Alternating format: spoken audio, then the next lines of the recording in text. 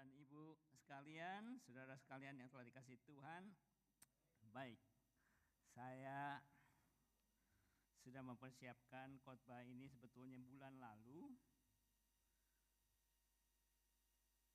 Dan kebetulan Pastor Wigan juga membawakan nats yang sama. Jadi waktu dia membagikan nats yang sama, saya sempat terkejut. Waduh, he stole my nuts.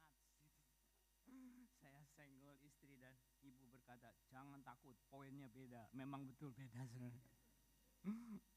Tapi saya siapkan ini sebagai pemikiran bahwa Juni, Juli itu the end of financial year. Saudara banyak mempersiapkan financial. Dan kita ada baiknya belajar apa yang Yesus katakan, pesankan kepada murid-muridnya. Khususnya dalam topik yang satu ini. Nah, saya ajak saudara untuk melihat, kalau saudara bisa buka silahkan. Sebetulnya saya terlambat saudara mau ralat, tapi kalau saudara punya akses nats Lukas 16 sampai 1 atau 14 ini, kalau punya akses dalam bahasa Indonesia sehari-hari, itu juga baik sekali saudara. Karena kata-katanya akan lebih jelas. Baik, untuk menyingkat waktu saya segera, dan ada beberapa hal yang mungkin saya skip karena waktu yang mungkin tidak mengizinkan. Nah, kita baca dulu Lukas 16 ayat 1 sampai ke 14. Dan Yesus berkata kepada murid-muridnya, ada seorang kaya yang mempunyai seorang bendahara, kepadanya disampaikan tuduhan bahwa bendahara itu menghamburkan miliknya. Bukannya itu bukannya bendaharanya saudara, miliknya, nyanya itu punya tuannya saudara ya. Lalu ia memanggil bendahara itu dan berkata kepadanya, apakah yang kudengar tentang engkau? Biarlah pertanggungan jawab atas urusanmu, sebab engkau tidak boleh lagi bekerja sebagai bendahara. Dalam nats ini saya mau mengajak saudara, ada banyak hal yang kita bisa belajar dari nats yang baru saja kita baca ini saudara. Hal yang pertama yang saya mau bagikan, pelajaran pertama adalah kesadaran bahwa kita semua ini adalah bendaharanya, bukan pemiliknya. Bukan pemilik apa yang Tuhan sudah berikan atau percayakan kepada kita. Nah, banyak bendahara-bendahara Tuhan, termasuk saya nih saudaranya, sadar atau enggak sadar, ngaku atau enggak ngaku, itu bukan bendahara yang baik. Nats yang baru tadi kita bacakan adalah tadi di ayat yang ke-11 tadi ya, bahwa kepadanya disampaikan tuduhan bahwa bendahara itu menghamburkan miliknya. Coba kalau saudara cek ya, saya juga cek, saudara, ada banyak hal yang kita ini kan banyak menghamburkan saudara. Kita bukan bendahara yang baik, termasuk saya, seperti Pak Wigan katakan, bahwa kadang-kadang atau sering kali kita ini nggak sadar bahwa apa yang ada pada kita itu sebetulnya milik Tuhan semua. Benar nggak? Sertifikat rumah, mobil, account saudara kan semua bukan nama Yesus, Pak Wigan berkata ya. Jadi sepertinya kita ini bukan bendahara. Dan yang kedua katanya menghamburkan. Waktu saya baca nats ini sebagai persiapan saya, ini belum pernah saya come across gitu. Tapi waktu saya cek, waduh ternyata saya juga guilty nih. Coba kita cek ya saudara. Berapa banyak saudara di sini yang kalau memakai uang tanya dulu. Tuhan ini kita ngaku dong, nanti kita harus setuju dulu nih. Bahwa semua yang ada pada kita adalah miliknya Tuhan, benar nggak? Ya, meskipun atas nama kita nih. Tapi kita semua setuju ya. Soalnya kalau nggak setuju ya ini nats ini nggak relevan nih buat kita. Tapi kita setuju dulu semuanya. Ini miliknya Tuhan. Tapi waktu kita memakainya, termasuk saya nih. Apakah kita bertanya gitu? Tuhan, ini uang ini boleh pakai beli ini, beli itu, piknik sana, holiday sana sini. Ada yang pernah nanya gitu saudara? Atau pakai mah pakai aja gitu saudaranya. Karena apa? Karena kita pikir itu milik kita, bener enggak? Nah kalau semua setuju, nah saya teruskan nih. Kalau nggak setuju, ya saudara boleh main WhatsApp lah apa. Ini. Tapi ini dulu, kita belajar wisdom apa yang dari Nats tadi ya. Wisdom yang pertama adalah kesadaran bahwa kita semua adalah bendahara. Dan kebanyakan kalau mau ngaku jujur termasuk saya, bukan bendahara yang baik. Nah saya lanjutkan dulu ayatnya. Kata bendahara itu di dalam hatinya, apakah yang harus aku perbuat? Tuanku memecat aku dari jabatanku sebagai bendahara. Mencangkul aku tidak dapat, mengemis aku malu. Aku tahu apa yang aku buat. Supaya apabila aku dipecat dari jabatanku sebagai bendahara, ada orang yang akan menampung aku di rumah mereka. Lalu ia memanggil seorang demi seorang dan yang berhutang kepada tuannya, katanya kepada yang pertama, berapakah hutangmu kepada tuanku? Ya ini tipikal ya, karena waktu dipecat itu tidak depan banyak orang. That's one of the grace of God, kasih karunia Tuhan ya, tidak umumkan langsung, tapi berbicara secara private bahwa kamu sudah dipecat. Nah, jangka waktunya sangat pendek nih saudara. Dia harus membuat keputusan yang cepat. Kita nggak tahu 1 hari, 2 hari, 1 minggu atau bagaimana ya. Tapi dia panggil sebagai tanda bahwa nggak ada orang lain yang tahu. Kalau orang lain udah tahu, dipanggil nggak bakalan datang. Dan itu sebagai tanda otoritasnya. Kalau otoritas kan manggil kan. Kalau saudara di audit pajak kan suruh datang kan. Nggak bakalan kecuali digerebek gitu. Itu namanya digerebek kalau didatangin saudara. Tapi kalau sebagai tanda otoritas, kita yang dipanggil kepada the authority. Itu menunjukkan bahwa si bendahara ini belum diketahui bahwa dia dipecat. Masih di dalam in authority, di dalam pandangan yang penyewa-penyewa ini. Jadi mereka diundang dan datang. Nah apa yang dilakukan? Apa yang dilakukan oleh si bendahara ini? Dikatakan bahwa ada yang hutangnya 100 tempayan minyak, lalu dia berkata kepada orang yang berhutang itu, tulis sekarang juga 50 tempayan. Kepada yang hutang berapa ini? 100 pikul gandum, dikatakan buat 80 pikul gandum. Supaya relevan, saudara bisa Google ya, tapi supaya cepat begini. Saya buat dalam terminologi gaji harian buruh. 1.100 tempayan minyak itu dicapai dengan 100 dinar atau 100 gaji buruh. Nah kalau udah gaji buruh saudara relevan masing-masing lah. Berapa gaji saudara sehari? Ada yang 100, ada yang $200 sehari, kali aja 1.000 dinar. Lalu didiskon 50% kan? Dari 1.000 dinar jadi 50 dinar. 500 dinar, ya 500 dinar. 500 dinar, 500 hari gaji. Kira-kira berapa tahun? Anggaplah 1 hari 250 hari ya. Ada 260 nggak tahu lah, Google aja saudara di Australia ini berapa.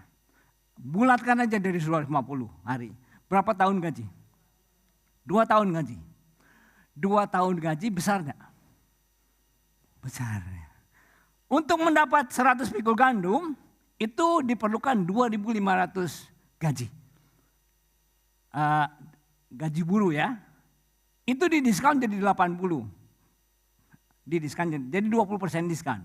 2.500 dipotong 20%-nya itu 500 juga. Jadi ini sama 500 dinar, 500 dinar. Nah, kalau saya buat sebagai gaji buruh itu buat saudara mau yang gajinya kecil, mau yang gaji gede akan sama-sama setuju betul bahwa 2 tahun gaji besar, saudara. 2 tahun gaji besar. Nah, apa yang terjadi? Orang ini berkata, kalau saya lakukan ini, maka saya berharap bahwa aku akan diterima oleh mereka katanya. Ya tentu dong, 2 tahun gaji saudara. Misalnya contohnya Diki bendahara. Bendahara yang tidak jujur tadi ya. Kasih diskon sama penyewanya. Karena ini kan agraria nih. Jadi sewa tanah biasanya bayarnya pakai tuayan. Ada tuayan zaitun dan tuayan gandum. Misalnya penuayan yang tewanya misalnya Roni. Diki bendahara yang tidak jujurnya. Roni, panggil, berapa utangmu? 1.000. Diskon 50%. 2 tahun gaji. Gede enggak? Gede. Begitu buat ininya, Roni bilang apa sama Diki? Syekh Pade, waduh. Pokoknya kalau Pade ke Queensland atau ke Brisbane, saya ada apartemen. Mau tinggal di sana, silahkan. Pade bilang apa dalam hati? Ya, oke. It's gonna be sooner than you think, gitu ya. Karena dia udah kepepet. Kan dia akan ditampung dalam rumah katanya. Itu yang diharapkan oleh si bendahara ini. Dan ini yang dipuji oleh tuannya itu. Tuannya berkata begini. Lalu tuanku itu memuji bendahara yang tidak jujur itu karena ia telah bertindak cerdik, dalam bahasa Inggrisnya shrewd ya. Nah Indonesia lebih benar, lebih tepat. Kata shrewd itu bisa sensible, wise, bijaksana, sensible atau prudent. Yang Indonesia yang benar, yang cerdik. Jadi yang dipuji itu bukan kelicikannya, tapi cerdiknya. Nah kita mau lihat cerdiknya apa sih? Apa yang dipuji oleh tuannya ini? Bijaksana dalam hal apa? Nah yang pertama tadi, bendahara ini bijaksana. Karena yang pertama ada beberapa hal. Yang pertama, bendahara ini enggak sibuk memikirkan excuse. Sudah kalau dipanggil sama tukang pajak gitu ya atau apa di audit, yang nomor satu apa? Waduh siapin segala macam excuse kan, alasan segala macam ini. Ini bendahara ini enggak nih. Dia tahu dia salah dan dia tahu tuannya ini juga kasih karunia, enggak langsung sebar. Gitu. Tapi dia bijaksana yang pertama adalah gak prepare excuse. Tapi dia prepare tindakannya yang cerdik ini. Tindakannya yang cerdik. Jadi pelajaran yang pertama, semakin cepat nih kita tahu bahwa kita adalah bendaharanya Tuhan, apalagi bendahara yang kurang jujur. Lebih cepat sadar, nggak sibuk mikirin excuse. Saya kan manusia Tuhan. Saya juga pengen ini, pengen itu. Semakin sadar cepat, semakin bijaksana. Itu yang pertama saudara. Tapi kalau semakin banyak excuse-nya, ya saudara nggak akan belajar banyak tentang hal nuts ini. Tapi yang pertama adalah menyadari bahwa kita adalah bendahara.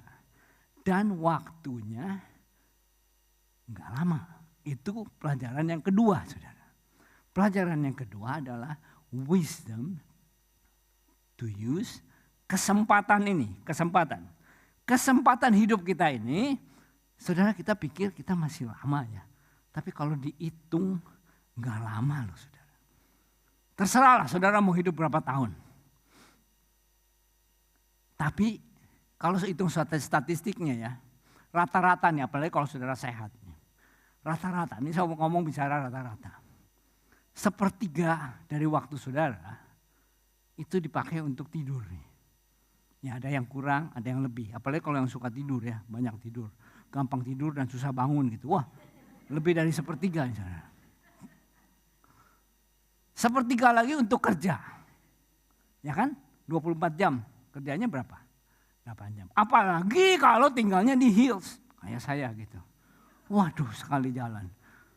Saya bukan nyindir Lili ya. Yang kerjanya di Wolongong sekali jalan itu udah 2,5 jam ya Li ya itunya. One way saudara. Belum kerjanya. Nah belum lagi dipakai untuk sosial media. Ah tuh udah ada yang hal lagi. Belum lagi untuk dandan. Nah, apalagi yang dandannya tebal. Wah, itu bisa double. Belum lagi untuk hobi. Apalagi yang hobinya jauh-jauh. Camping, mancing. Waduh, jauh lagi itu nih. Belum apa lagi? Belum? Pilih baju. Pilih makan. Ya, belum apa lagi? Shopping, nah, baru saya mau ngomong begitu tuh. Tahu aja ya ininya. Memang belum shopping lagi ininya. Nah, sisa-sisanya kalau saudara hitung ya, net-netnya tinggal itu enggak lebih dari 10% loh. Saudara mau tinggal berapa tahun lagi? 30 tahun lagi, 40 tahun lagi, ada yang 20 tahun, cuman 10%-nya. Enggak lama loh untuk memikirkan hal-hal yang rohani, untuk kemuliaan Tuhan yang berdampak kekal. Semakin saudara realize itu semakin bijaksana. Itu makanya ayatnya berkata hitunglah hari-harimu dengan bijaksana. Enggak lama. Kata yang sering dengar itu kata ya kalau lagi bicara kata mumpung katanya. Mumpung. Ada yang bisa kebaca enggak tuh? The reason why you must not postpone travel plans till retirement. Mumpung masih kuat. Mumpung murah. Ya enggak? Mumpung. Nah, kadang-kadang saya suka bertanya-tanya. Ini kalau jemaat nyanyi gitu ya. Hidup ini adalah kesempatan. Ini kesempatan apanya ya? Kesempatan mumpung atau kesempatan karena 10% lagi nih tinggal nih. Semakin kita menyadari bahwa waktunya udah tinggal sedikit, semakin bijaksana. Ini pelajaran yang kedua. Dan ini udah dibahas oleh Pak Wigan. Saudara lihat YouTube-nya aja ya. Tapi saya akan fokus ke poin yang ketiga ini, saudara. Poin yang ketiga kita lanjut ayatnya. Dan aku berkata kepadamu, ikatlah persahabatan dengan mempergunakan mamon yang tidak jujur. Supaya jika mamon itu tidak dapat menolong lagi, kamu diterima di dalam kemah abadi. Artinya di alam baka, di surga maksudnya. Nah, saya singgung sedikit tentang mamon yang tidak jujur. Kalau saudara Google, saudara akan temukan ada beberapa interpretasi. Enggak apa-apa saudara ya. Salah satunya adalah cheating, jadi artinya mamon yang kita dapatkan dengan cheating. Dengan cara yang tidak halal gitu ya saudara. Dan yang kedua, interpretasi yang kedua diterjemahkan sebagai any worldly wealth, harta dunia, harta duniawi. Dan sering diterjemahkan dalam bahasa Inggris unrighteous mammon atau unrighteous wealth. Jika tadi katanya apa nasnya? Aku berkata kepadamu, ikatlah persahabatan dengan mempergunakan unrighteous mammon, unrighteous wealth gitu ya ininya. Jadi yang pertama bisa diperoleh dengan tidak jujur atau harta yang didapat lalu dipakai untuk hal-hal yang unrighteous. Hal-hal yang tidak baik. Misalnya dulu waktu miskin baik-baik aja. Waktu menang loto jadi mikir mau kawin lagi gitu ya saudara. Ini kan bisa. Atau unrighteous wealth atau unrighteous money itu bisa diterjemah atau diinterpretasikan hal-hal yang bisa merusak hati. Seperti orang Farisi. Mulanya bisa bagus. Tapi karena punya uang jadi bisa berubah hatinya. Ingat ilustrasi tentang driver, supir dengan Churchill itu. Tadinya mati-matian fanatik sama Churchill. Tapi gara-gara duit Churchill can go to hell. Karena uang gitu ya ininya. Jadi sama juga. Atau mamon yang menipu. Jadi uang ini bisa menipu. Uang ini bisa membuat seseorang itu berpikir bahwa inilah sumber segalanya. Sumber happiness gitu ya misalnya. Dulu waktu belum punya uang kan kita setuju ya. Uang tidak bisa mendatangkan kebahagiaan. Berapa banyak yang setuju? Ya kita setuju. Tapi sebetulnya dalam hati yang ini lebih benar gitu saudara ya. Uang tidak bisa mendatangkan kebahagiaan. Tapi kalau banyak kayaknya bisa. Kalau mau jujur ini ya. Ada lagi yang begini saudara. Enggak tahu kebaca enggak ya. Yang nyiptain lagu hati senang walaupun tak punya uang. Oh itu siapa yang bikinnya? Kus Plus. Enteng banget mulutnya ya nyiptain lirik ini. Karena apa? Karena Mamon itu bisa menipu sedemikian rupa sepertinya kita ini sangat bergantung kepada uang. Rasanya kalau nggak ada uang nggak bisa happy dan nggak bisa punya sukacita. Betul nggak?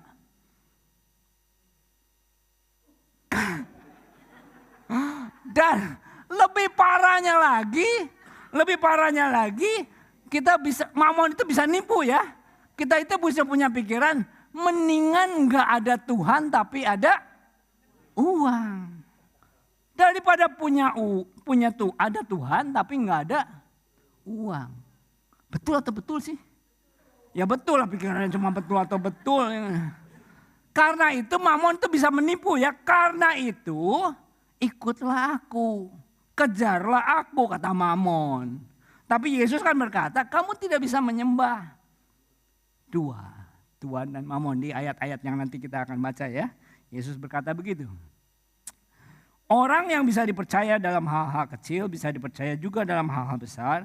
Tapi orang yang tidak bisa dipercaya dalam hal-hal kecil tidak bisa dipercaya dalam hal-hal besar. Jadi kalau mengenai kekayaan dunia ini kalian sudah tidak dapat dipercaya, siapa yang mau mempercayakan kepadamu kekayaan rohani? Dan kalau mengenai barang yang dimiliki orang lain, termasuk harta kita kan bukan milik kita ya. Kalian terbukti tidak bisa dipercayai, siapa yang memberikan kepadamu apa yang menjadi milikmu. Kembali ini juga ada banyak interpretasi tapi Alkitab mencatat tentang harta di dunia ini atau kekayaan rohani menurut ini ya. Tapi kata aslinya adalah harta yang sejati. Harta sejati itu Alkitab mencatat beberapa hal ya. Misalnya aja saudara bisa riset sendiri. Misalnya waktu Yesus berkata begini. Jangan mengumpulkan harta di surga. Tapi kumpulkan harta di surga. Karena ngengat dan karat akan merusakannya. Dan pencuri akan mencuri. Kalau kamu kumpulkan harta di bumi. Di bumi ya. Jadi artinya investment kita itu bukan termasuk dalam kekayaan atau kekayaan surga ini ya. Ininya. Itu waktu Yesus ngomong gitu konteksnya dalam hal apa? Dalam hal sedekah. Amal. Kebetulan bukannya kebetulan ya. Sedekah kalau saudara tahu kata Ibraninya adalah sedekah. Itu artinya righteousness. Jadi Yesus lagi berbicara ya. If you doing a righteous act, itu kamu mengumpulkan harta di surga. Apalagi misalnya di kitab Wahyu atau di kitab-kitab perjanjian baru. Kita berbicara soal mahkota abadi, mahkota apa. Jadi kemungkinan bahwa harta di surga itu sesuatu yang kita nggak pernah lihat. Nggak tahu apa tuh. Apakah kemuliaan atau apa. Tapi itu harta yang ini. Atau bisa juga di bumi. Misalnya tadi yang terbahanin ya kekayaan rohani. Artinya pencerahan tentang Tuhan. Pengenalan akan Tuhan. Itu nggak bisa dibeli dengan uang saudara. Tapi kalau uang aja nggak bisa dipercaya, Tuhan juga tidak bisa mempercayakan dirinya kepada kita. Atau kekayaan yang abadi yang kita bisa miliki itu juga misalnya kekayaan roh, misalnya sukacita atau itu nggak bisa dibeli dengan uang, saudara. Nah, ini yang Yesus katakan. Kalau dengan uang aja nggak bisa dipercaya, apalagi milik orang lain, dan jangan harap kita bisa memiliki hal-hal yang seperti itu. Nah, dikatakan begini. Lalu Tuhan itu memuji bendahara yang tidak jujur itu karena ia telah bertindak dengan cerdik, sebab anak-anak dunia ini lebih cerdik terhadap sesamanya daripada anak-anak terang. Nah, perhatikan ayat 9. Dan aku berkata kepadamu, ikatlah persahabatan dengan mempergunakan mamon yang tidak jujur, supaya jika mamon itu tidak dapat menolong lagi, kamu diterima di kemah abadi. Nah, ini poin yang ketiga. Yang pertama, wisdom untuk sadar bahwa kita adalah steward. Wisdom yang kedua, waktunya nggak lama nih. Use kesempatan yang mepet ini nih. Karena waktu tuannya ini memecat dia, sampai dia berkata dalam bahasa aslinya nih ya, itu sebetulnya lagi diminta, kembalikan buku keuanganmu. Apa tuh bahasa istilahnya itu? Kalau ini buku accountingnya ya, kembalikan gitu. Karena di dalam buku accountingnya itu semuanya ada catatannya, hutang piutang semua ada di sini, kembalikan. Nah, kita nggak tahu berapa lama dia punya waktu itu. Diminta kembalikan.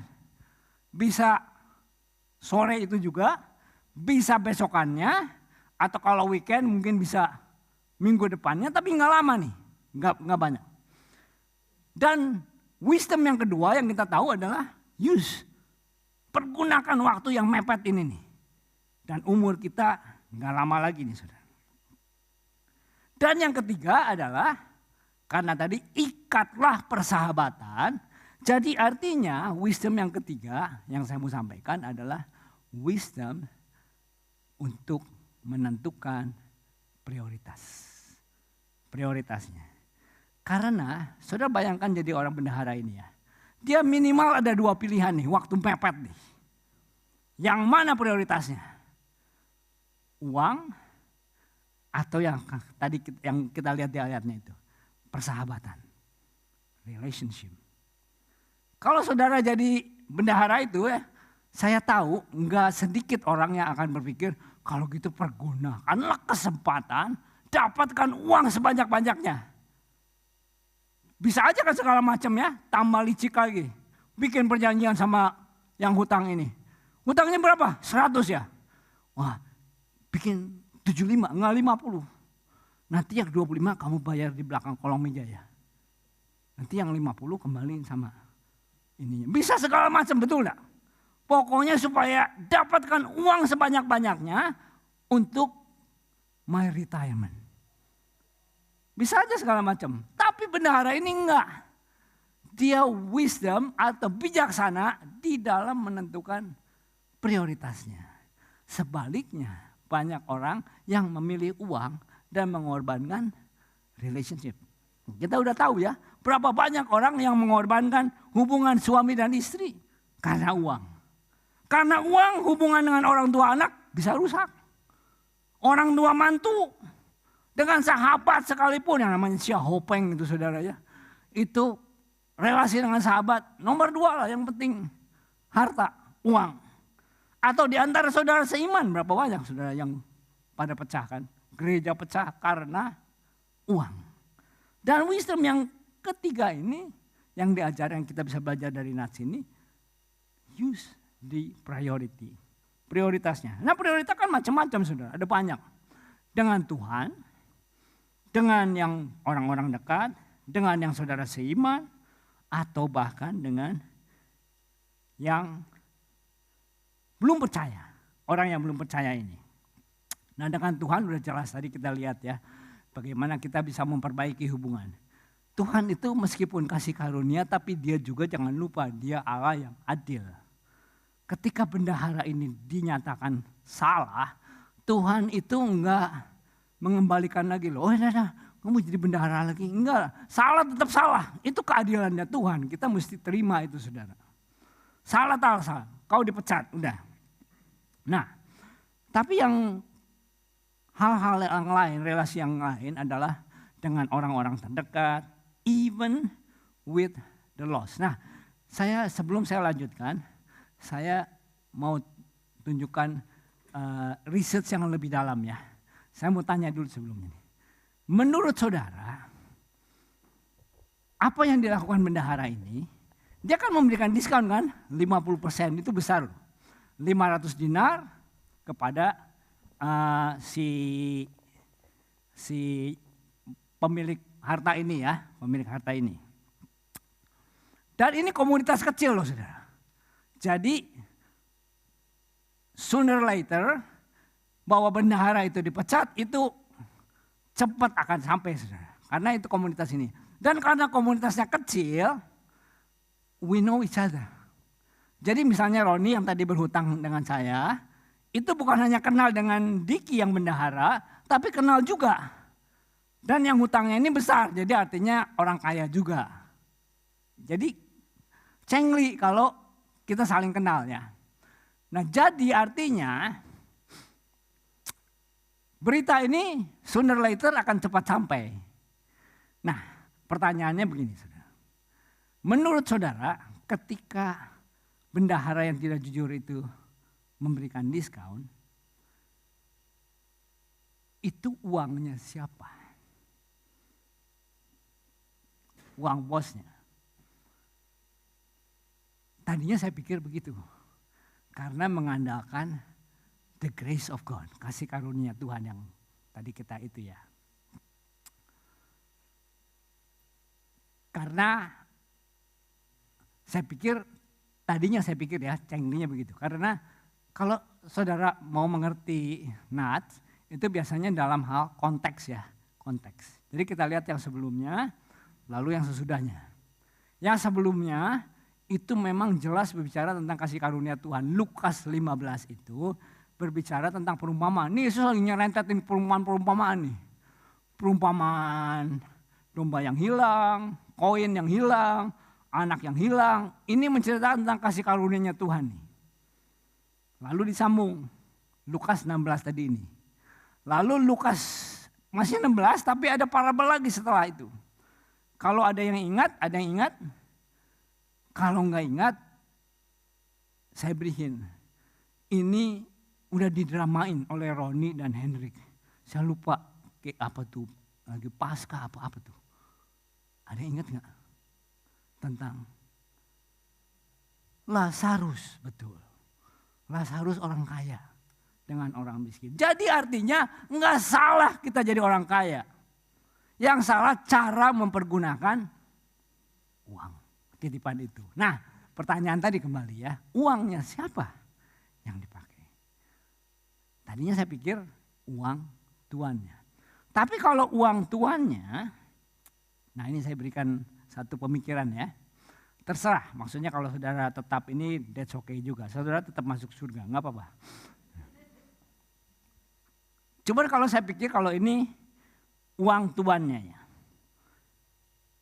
Kenapa begitu? Karena kita berpikir seperti zaman sekarang. Tapi zaman dahulu itu beda. Zaman dahulu itu cara kerjanya pemungut interest atau hutang itu beda dengan zaman sekarang. Kalau zaman sekarang itu kan, kalau saya percayakan misalnya apa sih yang tukang pemungut hutang itu apa? Debt collector lah, debt collector gitu ya. Debt collector itu kan perjanjiannya begini. Oke, siapa yang hutang sama saya? Roni nggak bayar-bayar nih misalnya. Saya ambil debt collector. Debt collector hutangnya dia 1.000 nih.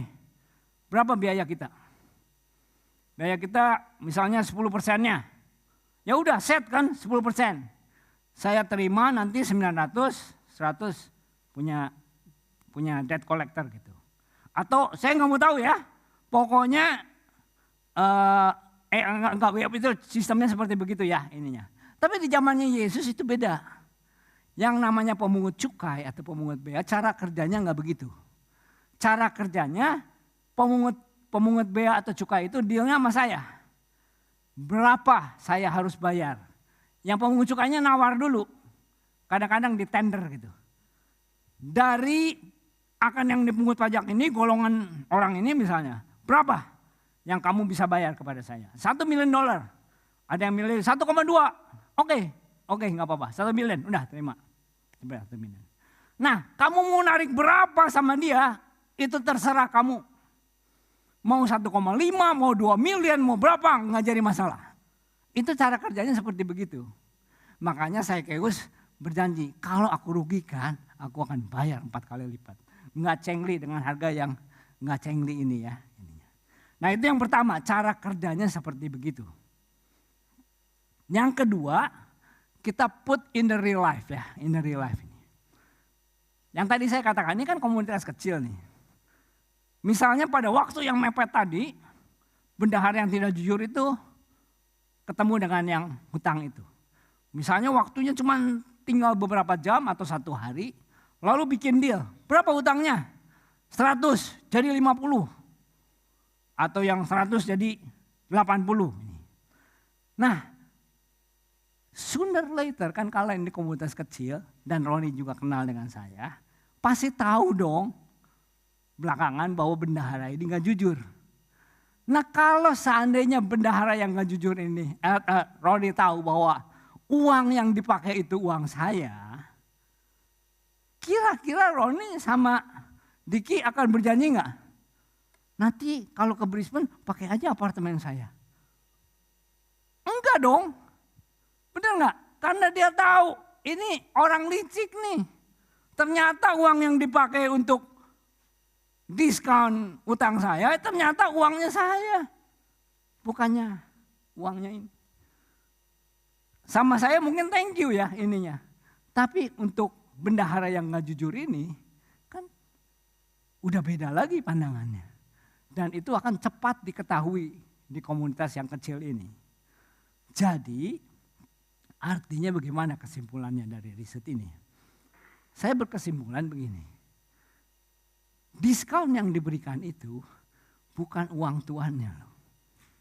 Tapi jatah dari si pemungut pajak ini. Itu sebabnya pemungut cukai itu sangat dibenci oleh rakyat Yahudi gitu. Karena dia tahu ini udah bayar pajak sama Roma, masih diperes lagi sama tukang pajak ini. Karena itu saya berkesimpulan bahwa uang yang dipakai itu bukan uang si tuannya, tapi uang pribadinya dia. Ini jatahnya dia yang dia pakai gitu. Atau mungkin sedua-duanya. Setengah-setengah atau bagaimana saya nggak tahu, tapi yang pasti ada pengorbanan dari si bendahara itu. Karena kalau enggak, bagaimana bendahara yang jujur ini akan dijamin oleh yang utang ini. Nah sebagai hal yang selanjutnya, masih ada waktu sedikit ya, 5 menit. Tadi dikatakan begini, ikatlah persahabatan dengan mempergunakan mamon yang tidak jujur. Supaya jika mamon, yang sebelumnya saudara, ayat yang ke-8.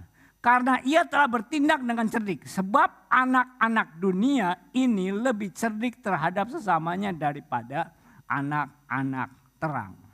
Tadi saya katakan bahwa di dalam prioritas tentang relationship, itu jangan hanya kepada orang-orang yang dekat aja, kepada keluarga sendiri, kelompok sendiri, tapi even to the lost. Sangat penting saudara. Kenapa? Karena tadi ayatnya, anak-anak dunia, Yesus berkata, anak-anak dunia lebih cerdik terhadap samanya daripada anak-anak terang. Nah anak-anak terang ini siapa? Minimal ada 2. Yang pertama orang-orang percaya. Tapi yang kedua adalah, berapa banyak saudara yang pernah dengar gulungan laut?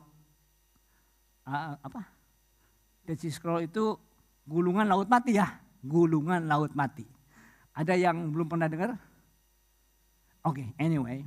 Gulungan laut mati itu adalah arsip-arsip atau nats-nats kuno yang ditulis ribuan tahun, ditulis oleh kaum Eseni namanya. Eseni, kan ada kaum Saduki, Farisi, Herodian, Zelot.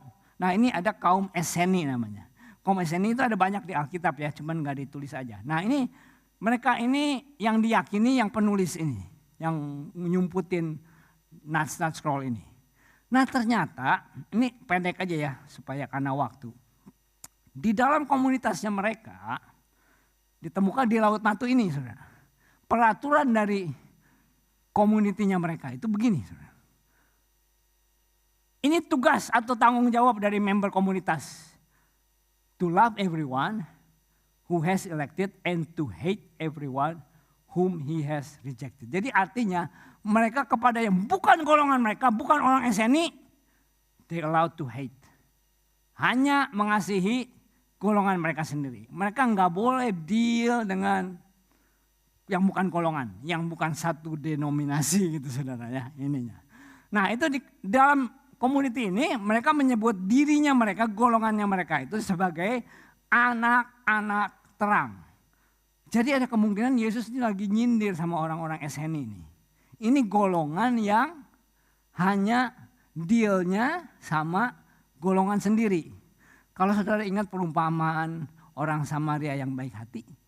Ingat ya, waktu ada orang datang kepada Yesus lalu bertanya, dari seluruh kitab suci ini kalau disingkat bagaimana katanya? Kasihilah Tuhan Allahmu dan kasihilah sesamamu manusia. Yesus kan bertanya begitu ya, apa yang kamu baca di Alkitab? Kasihilah Tuhan Allahmu dan kasihilah sesama. Ya udah, baik, kerjakan begitu. Lalu orang ini bertanya lagi kan, tetapi sesamaku ini siapa? Nah kemungkinan yang nanya ini orang SNI. Karena bagi dia sesama itu adalah orang yang sama, orang yang sedenominasi. Makanya Yesus menjelaskan dengan parabel ini kan. Ada orang yang jatuh ke tangan penyamun. Lalu ada imam dan ini. Lalu ada orang Samaria, musuhnya. Lalu Yesus bertanya lagi, menurutmu siapa sesamanya ini? Ya Samaria ini. Nah itu orang SNI kemungkinannya. Nah ini juga sama saudara. Jadi Yesus ini lagi memberikan satu pelajaran bahwa ikatlah prioritas, relasi dengan semua orang sebanyak-banyak dengan mempergunakan mamon yang ada padamu. Kalau nyuri lagi kan jadi gak baik lagi hubungannya dengan Tuhan, jadi gak baik lagi. Tapi kita prioritas hubungan dengan Tuhan, dengan orang yang dekat, dan orang yang bukan dari golongan kita. Karena waktu mereka nanti ketemu Tuhan, diterima Tuhan, mereka juga yang akan membela kita. Dan ini umum di Alkitab. Saya berikan 2 contoh yang terakhir ya. Saudara ingat perwira yang berkata kepada Yesus, maka Yesus tidak usah kau datang, berkata sajalah, maka ia akan sembuh. Betul nggak? Ada yang ingat ya ayat itu ya? Itu ceritanya bagaimana sih? Ceritanya begini, ketika perwira itu mendengar tentang Yesus, ia menyuruh beberapa orang tua Yahudi kepadanya untuk meminta supaya Yesus datang dan menyembuhkan hambanya. Mereka datang kepada Yesus dengan sangat, merekanya orang Yahudi ini ya, meminta pertolongannya, katanya, ia layak engkau tolong sebab ia mengasihi bangsa kita dan dialah yang menanggung pembangunan rumah ibadat kami. Apa yang dilakukan oleh orang yang bukan percaya ini, artinya bukan orang Yahudi ini. Dia mempergunakan mamon untuk mengikat persahabatan. Dan mereka yang begging kepada Tuhan, tolong. Yang kedua, ingat Cornelius, saudara pernah dengar ya kata nama Cornelius? Cornelius ini bukan, di kasir dia ada seorang yang bernama Cornelius, seorang perwira pasukan yang disebut pasukan Italia. Ia saleh, ia serta seisi rumahnya takut akan Allah dan ia memberi banyak sedekah kepada umat Yahudi dan senantiasa berdoa kepada Allah. Dalam suatu penglihatan kira-kira jam 3 petang, jelas tampak kepadanya seorang malaikat Allah masuk ke rumahnya dan ia berkata kepadanya, Cornelius. Ia menatap malaikat itu dengan takut, ia berkata, ada apa Tuhan? Jawab malaikat itu, semua doamu dan sedekahmu telah naik ke hadirat Allah. Dan Allah mengingat engkau. Dan seterusnya jawab mereka, ini orang yang diutus oleh Cornelius ini. Ketemu dengan Petrus. Petrus pada waktu itu anti orang non-Yahudi. Yang tidak seini ya. Jawab mereka yang diutus oleh Cornelius, ada kemungkinan orang Yahudi juga karena Petrus anti orang non-Yahudi. Cornelius seorang perwira yang tulus hati dan takut akan Allah dan yang terkenal baik di antara seluruh bangsa Yahudi telah menerima pernyataan Allah dengan perantaraan seorang malaikat kudus supaya ia mengundang engkau ke rumahnya dan mendengar apa yang ia kau katakan. Apa yang dilakukan oleh Cornelius? Mempergunakan mamon untuk mengikat persahabatan. Nah, Yesus waktu apapun interpretasi saudara, apakah anak-anak terang itu adalah orang-orang yang percaya atau kepada orang-orang eseni yang disindir, orang-orang yang punya pikirannya hanya untuk golongan sendiri, itu diberikan satu nasihat, satu pelajaran. Ikatlah persahabatan dengan sebanyak mungkin orang. Karena pada waktu orang itu nanti ketemu Tuhan, Tuhan itu yang akan melimpahkan kasih karunia-Nya kepada kita. Karena kita bijaksana menggunakan mamon. Uang yang telah dipercayakan kepada kita. Mari kita berdoa. Bapa Surgawi, terima kasih Tuhan untuk firman-Mu yang telah mengajar kami untuk bagaimana kami mempergunakan uang yang Kau sudah percayakan kepada kami. Kami sadar bahwa kami bukanlah pemilik dari harta yang ada pada kami. Meskipun itu ada dalam nama kami. Tapi berilah kami hati yang bijaksana Tuhan. Supaya kami boleh mempergunakan uang yang Kau percayakan. Untuk memuliakan Tuhan. Untuk mengikat persahabatan. Pertama-tama dengan Engkau, dengan orang-orang seiman yang dekat dengan kami, bahkan orang-orang yang di luar golongan kami Tuhan, orang-orang yang tidak percaya. Biarlah Tuhan memberikan hikmat kepada kami, supaya nama-Mu dipermuliakan, dan kami pun boleh menerima kasih anugerah-Mu, karena kami telah mengelola uang yang Kau sudah percayakan, sesuai dengan firman-Mu. Di dalam nama Yesus kami sudah berdoa.